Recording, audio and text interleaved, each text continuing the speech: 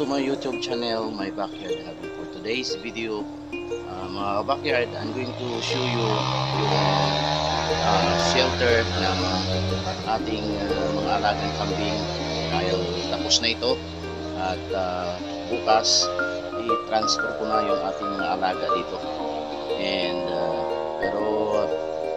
before I continue, if you did not subscribe yet to my YouTube channel, please do subscribe and like, share my videos, and don't forget to click the notification bell so that you will be updated to my next video.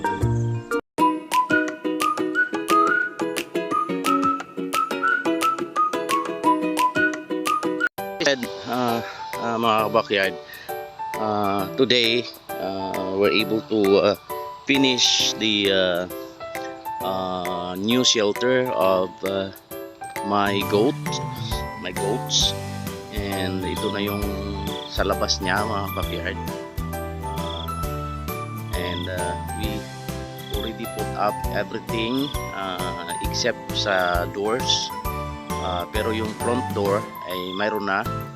Ayan yung kanyang bubong at the walling around, mga backyard. So still need cleaning on the ground, but inside ay ano ko na to, linisan ko na, mga backyard. So yeah, so tomorrow ready to move na yung ating mga alaga. Yan, mga backyard. So at ganito kalawak dito, mga backyard, at maganda ito sa ating mga alaga dito.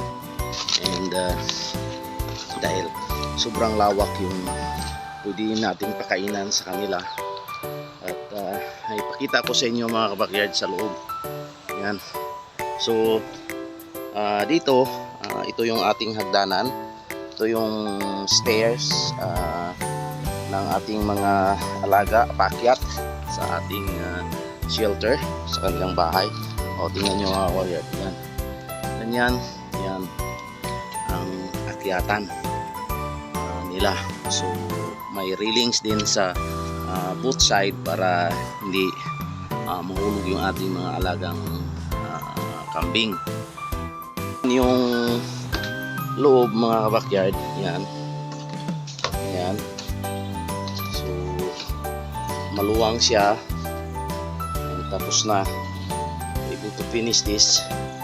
And this is the actually the front door.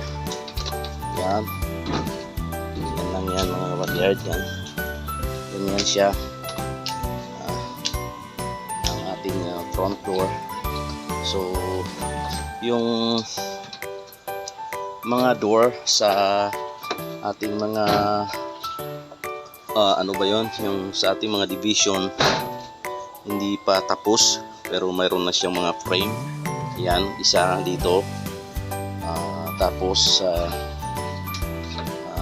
pangalawang room dito, mga backyard. Yan, pangalawang room. And then dito ginawa ko lang itong ano, hindi ko na linagyan dito ng room. So ito, bakante na to, so pwede pa rin silang yung mga alaga natin dito pwede. And dito mayroon akong maliit na room, mga backyard. Yan, small room, para ito sa ating mga, pwede ko ito gamitin sa mga bagong panganak ng ating kambing, or gamitin ko ito para lalagyan ng mga anak ng aking mga kambing, parang nursery. So pwede ko itong gamitin. So, pero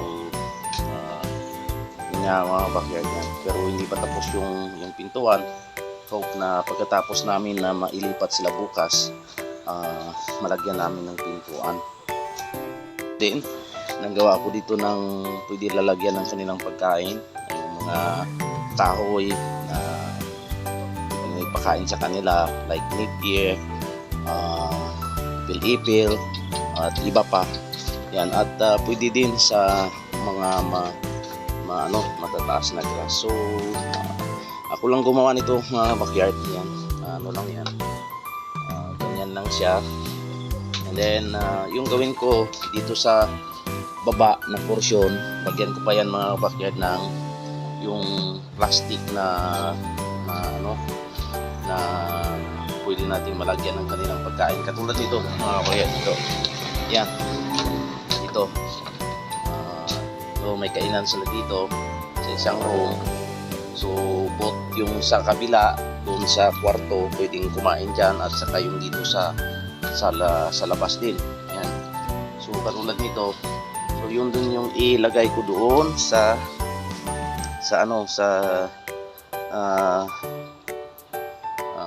baba ng isa kong kainan. And dito din mga kabagyard, tingnan nyo yan.